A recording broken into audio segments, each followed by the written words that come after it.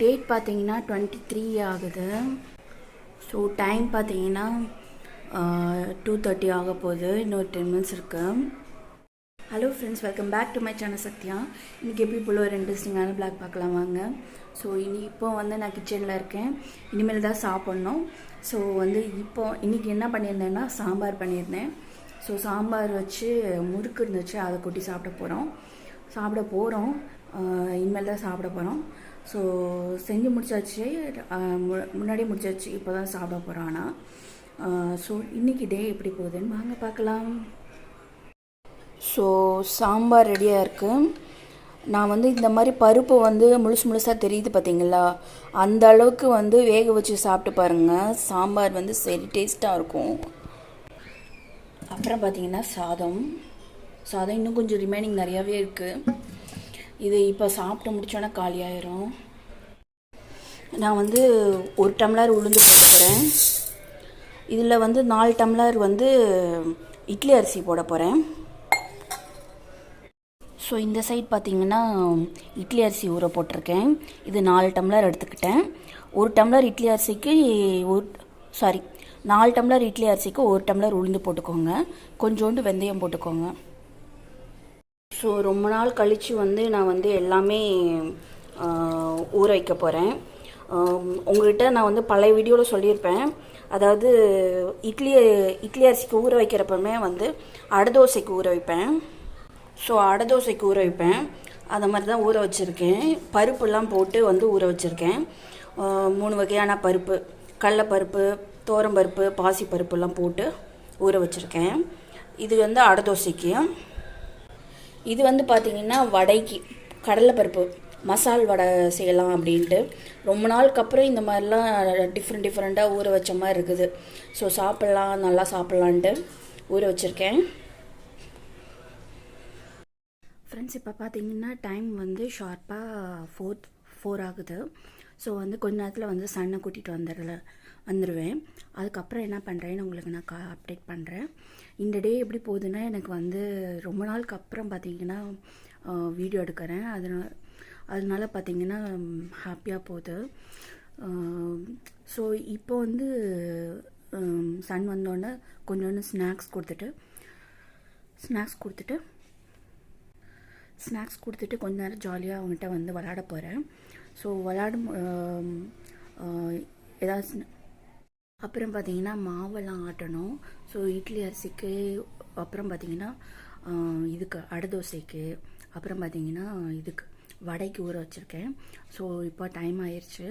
ஒரு 3.5 ஹவர்ஸ் நல்லா ஊறி இருக்கும். இப்போ பார்த்திங்கன்னா மாவெல்லாம் ஒவ்வொன்றா நீட்டாக எல்லாத்தையுமே ஆட்டி வச்சிட்டோன்னா நம்மளுக்கு இன்னொரு 1 வீக்குக்கு நல்லா ஜாலியாக இருக்கலாம். மாவு இருக்குது அப்படிங்கிற ஒரு இதில். அடை தோசை பார்த்திங்கன்னா உடம்புக்கு ரொம்ப நல்லது. பருப்பெல்லாம் போட்டு நம்ம பண்ணுறதுனால ரொம்ப ஹெல்த்தியும் கூட. அதில் கொஞ்சோண்டு வெந்தயம் ஜீரகம் போட்டு ஆட்டினீங்கன்னா நல்லா ஈஸியாக ஜீரணமாயிரும். பருப்பெல்லாம் போடுறதுனால அந்த 3 வகையான பருப்பெல்லாம் போட்டுட்டு அதுக்கப்புறம் கொஞ்சோண்டு இட்லி அரிசி போட்டிருக்கேன். அப்புறம் ஒரு ஸ்பூன் ஜீரகம் போட்டிருக்கேன்.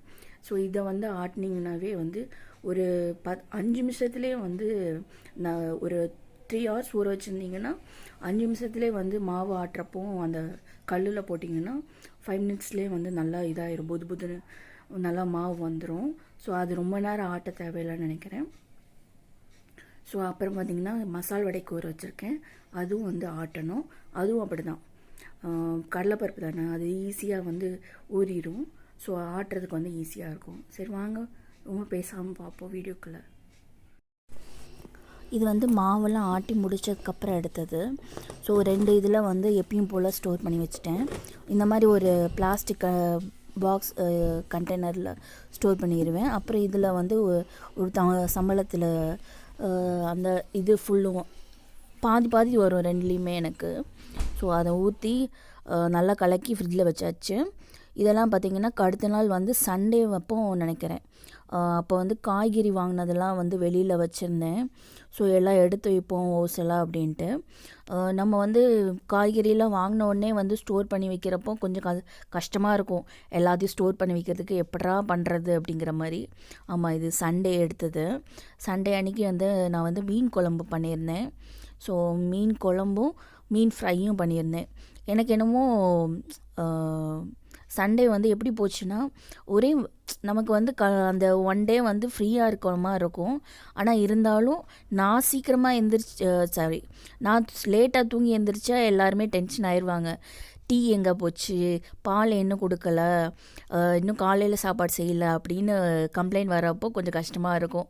ஆனால் இருந்தாலும் அதையும் அட்ஜஸ்ட் பண்ணி நம்ம சண்டேவை எப்படியோ ஓட்டிடுவோம். நல்லா தான் போகுவோம்.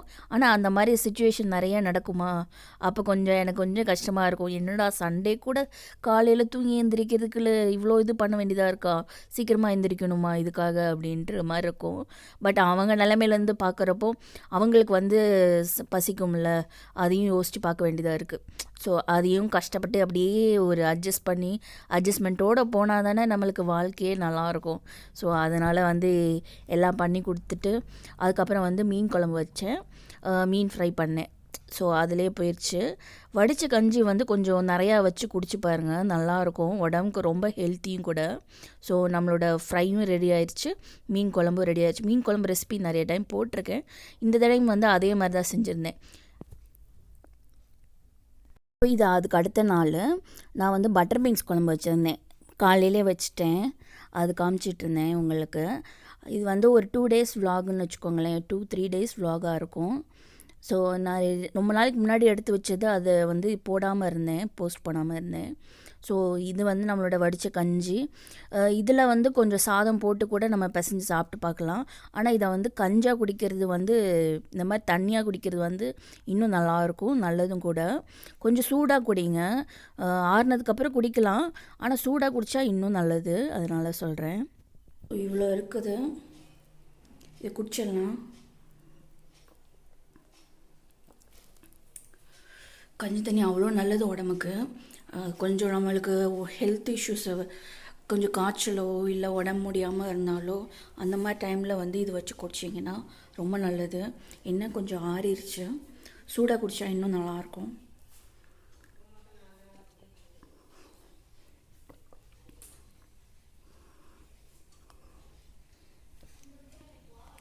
குடிச்சிட்டு பார்க்குறேன். இப்போ பார்த்தீங்கன்னா ஹஸ்பண்ட் மத்தியானம் வந்து சாப்பிட்டுட்ருக்காங்க, இதெல்லாம் க்ளீன் பண்ணணும்.